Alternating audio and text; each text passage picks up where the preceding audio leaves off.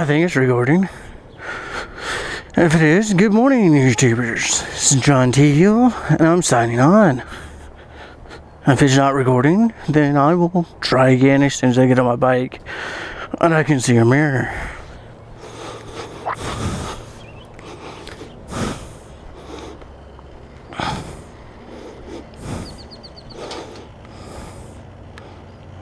And we are recording. So yes, today is Sunday, April 24th. Last Sunday in April. And we're doing something a little bit different today. Normally we'd go out to Cameron Park. But today, the Shire of Elmer Keep is having our monthly populace meeting. So, with that, and the fact that Cameron Park, all of Cameron Park, is shut down today for Duel on the Brazos, which I believe is a boating competition. We are doing our populace meeting at the Waco-McLennan Library. So, you'll get to join me on that.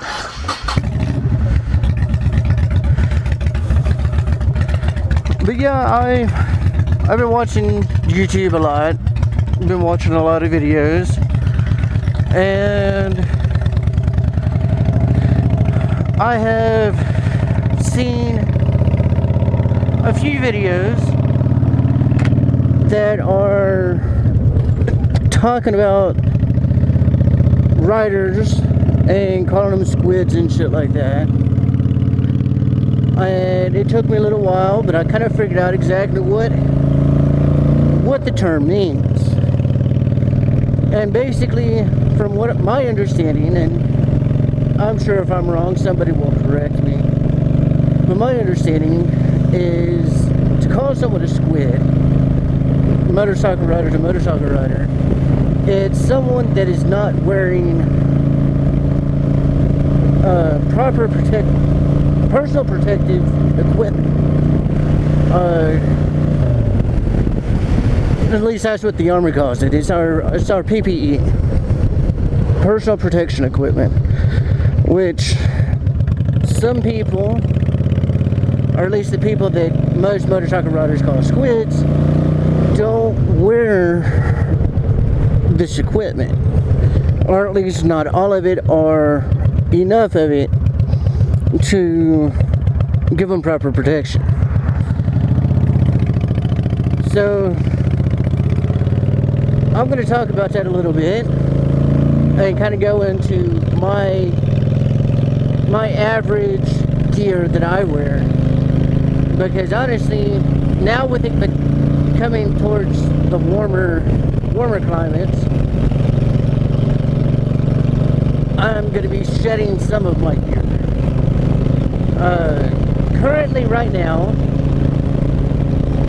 my full dress gear for riding, and this is normally for the colder seasons, colder months, is my helmet, of course, which I'm not sure if there's any other way to have my helmet on, because if I don't have it on, then you can't see me videotape. You can't see me use my GoPro. And then going down from there is, for cold weather, I have a fly racing jacket that is a winterized jacket. And I was supposed to be able to pull out the liner and have it not winterized. But my experience with fly racing winterized jackets are all-season jackets, because the current one I have, the yellow one that y'all have seen before, is not my original. I originally had a blue and black one, and I took the liner out of it one day to try to see if I could wear it in the summer, and I was still sweating my damn ass off. So I've never tried the new yellow and black one that I have. Or taking the liner out and seeing if it was good for warm weather. So due to that, my warm weather gear is normally just my leather vest and a t-shirt, or this monster jacket that I'm wearing that you can see the sleeves of underneath my leather vest with a t-shirt underneath that.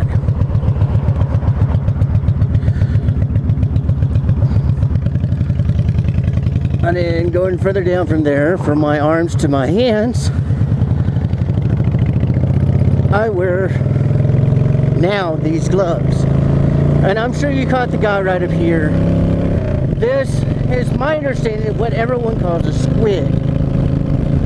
As you can kind of see, he has no helmet, he has no gloves, he has no jacket, he's just wearing a t-shirt.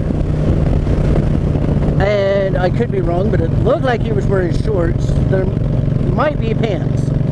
Fairly certain that it probably is pants. At least I hope so. I'd like to give the guy a benefit of the doubt that he's actually had some intellectual thoughts this morning when he woke up. No, I'm not saying that people that don't wear proper equipment are stupid. But I will admit that if you're not wearing a helmet, you're fucking stupid. Granted, no, a helmet is not going to save you when you crash. It's not a cure-all for every accident. And one of the things that my mom has told me in the past, that the purpose of wearing a helmet when you're riding a motorcycle is so that if an accident happens and you die, you at least have a pretty face to look at.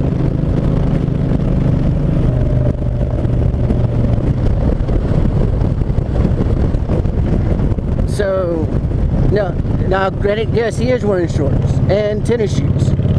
Going back to the gentleman that just turned off.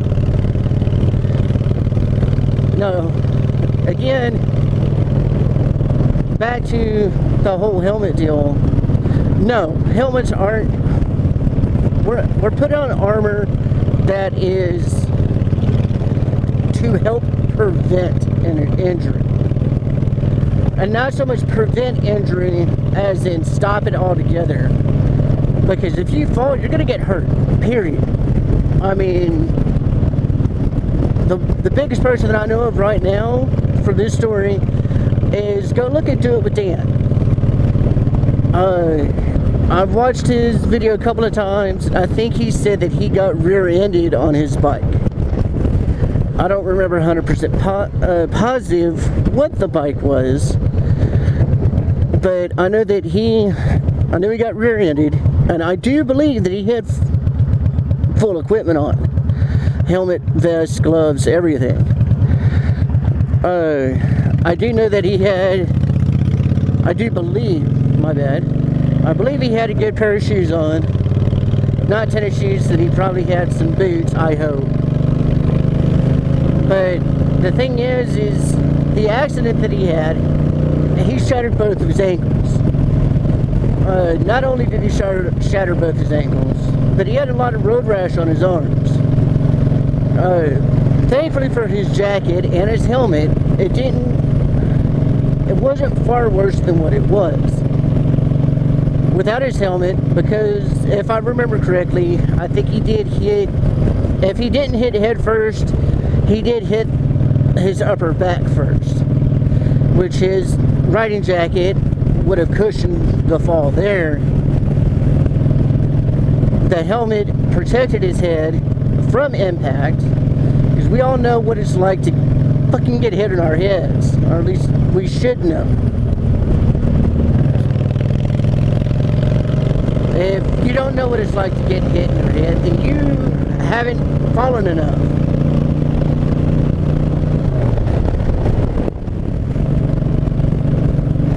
Not that you should go out and randomly just fall since you can experience this stuff. But I know me personally, I've hit my head a fuckload of times. I mean, hell, and most of the times it's the absent-mindedness of just working in the kitchen, hitting my head on shelves, hitting my head on a fridge, hitting my head on fucking doorways. I mean, it's absent-mindedness where most of mine comes from. But back to Dope Dan's little story. The road rash that he had in his arms, I'm fairly certain that if he didn't have his jacket on, he probably would have shattered his elbows. Because the look, the way the road rash looked, as soon as I get up to speed, I'll actually be able to point it out a little bit more. But most of his road rash seriously looked like it was all right here. All across here. Which, most riding jackets, they have an elbow pad that comes down a little bit. That if it's seated properly, it'll prevent some scuffing. It's not going to stop all the scuffing, but it will prevent some of it. Now, like I said, if he didn't have his riding jacket on, there's 2 points of impact that could have been life-threatening. If all he had was his helmet, and that's his spinal cord column. And now, granted, shattering an elbow isn't life-threatening, so I'll take that one back. There's one impact spot that could be detrimental, and there's another one that'll hurt like motherfucking hell. And that's the spinal cord, is the detrimental one. The one that's gonna hurt like hell is the elbow. So, thankfully he had his riding jacket on. Thankfully he had his fucking helmet on. Otherwise, I believe without the helmet, he wouldn't have been able to record it, because I do think he did. I think he recorded it. I'm not sure if he's posted it, but I do believe he's recorded it. And, I mean, as soon as I get done editing all this, I will leave a link in the description below so that you can go and look at all that, and you can watch the video of him talking about it. But his example, his story, is the best example that I have of why you should wear your gear. I mean, I've heard stories. I went to Icon, which Icon is one of the biggest names in motorcycles, motorcycle equipment. And I completely passed where I was supposed to get the turn at. But I've read testimonials on Icon's website, and some of these guys and gals, if it wasn't for their helmet, they probably would have been killed in their accidents. One of the biggest ones that I saw was a young lady was giving her testimonial, and I forget exactly what happened, but she went over the top of her bike and landed on her helmet. Now, I don't know about anybody else, but me personally, I weigh 230, 240. If I go over my handlebars on my bike, I'm going to be hurting. I mean, whether I land on my helmet or not, I'm going to be fucking hurting. But to land on my helmet, I mean, I don't know all the little rules and stuff for helmets, but mine is DOT certified. I think that's the only certification mine has. I don't believe it has just Snell or what the other one is. But it's supposed to have an impact rating. So yeah, there's a possibility that my helmet will protect my head from injury. and it's supposed to dampen the impact to my neck. But to be completely honest, like I said, I'm 230, 240. I don't think my helmet's going to be able to take a large enough impact to prevent all injury. I'm fairly certain I'd still get fairly injured. But back to this young lady. I mean, she left pictures on the website of her helmet after the incident, and it was mangled.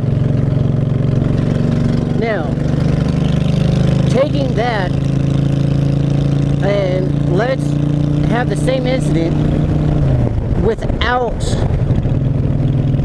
the helmet. That means she would have landed on her fucking head. Just her head. And, I mean, granted, I'm not sure how big she was, not sure how small she was. But let's say she was 115, 120 pounds. That's still a lot of force coming down on one spot that you're going to be fucked. I mean, I'm not sure how else to explain it. So, I mean, that's testimonial for my cop. So, yeah, at the very least, wear your helmets. If you don't wear anything else, wear your helmet. Wear a good pair of shoes or boots that'll support your ankles. And just ride smart. Ride for the impact. And I think I've completely missed my spot again. So that's fucking amazing. I did miss it again.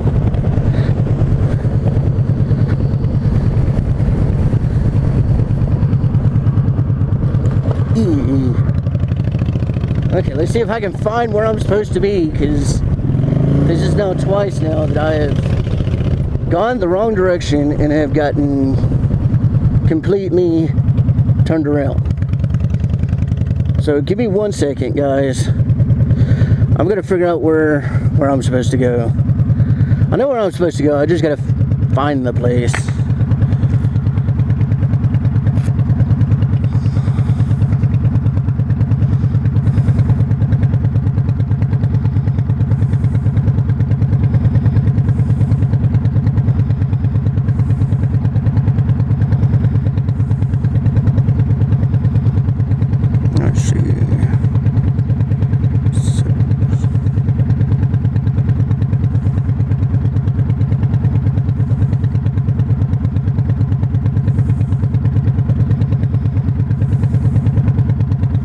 Yes, so you know, it's always good to map out where you're going before you leave. I will admit, I did have everything mapped out of where I was going before I left. I've been talking to you guys, and I have gotten completely turned the fuck around on where I'm at. Turn slight right and keep right. Okay, so what is this road? Okay, so I'm going to go to 17th and turn left. Okay. So yeah, back to the whole squidding thing.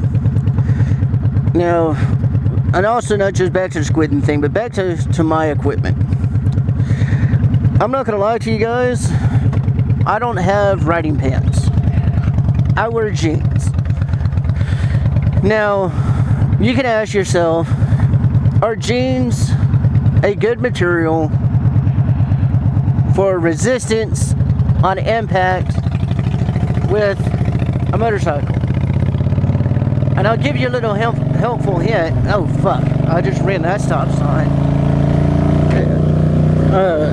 No, Blue jeans are not good whatsoever.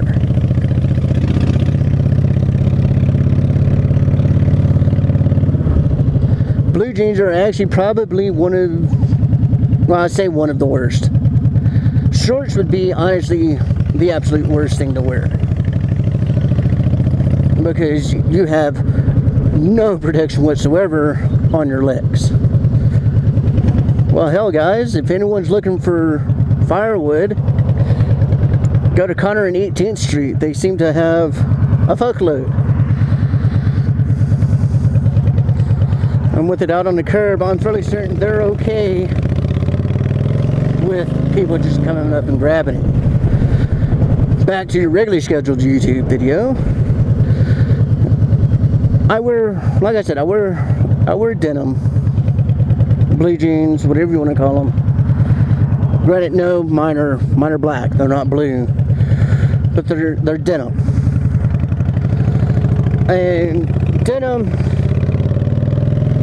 isn't abrasive resistant. It's not impact resistant. So no, it's probably not the best thing in the world to wear when riding a motorcycle.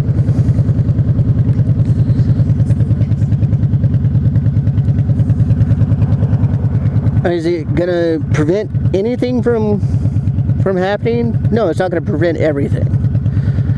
Will it help you? Yes.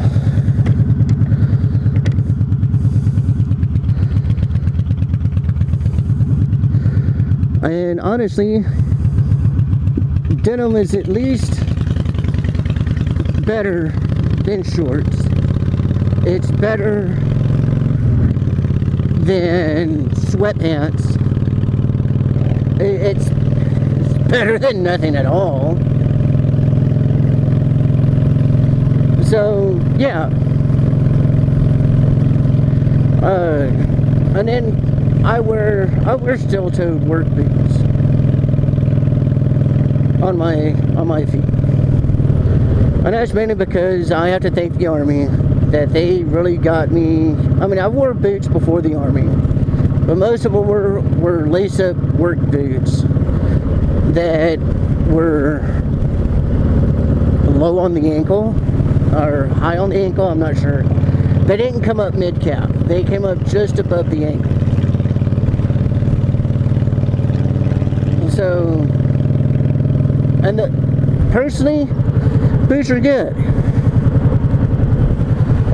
Granted, yes, I could probably trade in my Roper style steel-toed boots for lace-up boots. Absolutely. And here we are. I found the library.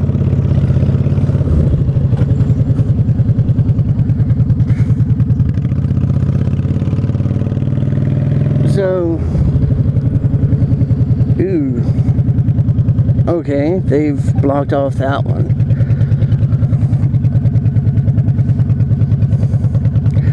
Yay, I get to park somewhere else today.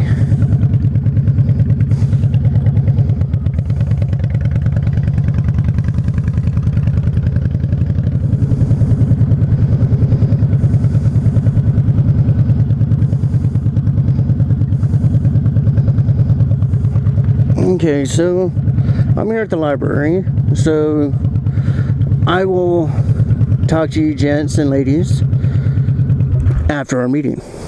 This is Jon T-Gill, and I'm signing off.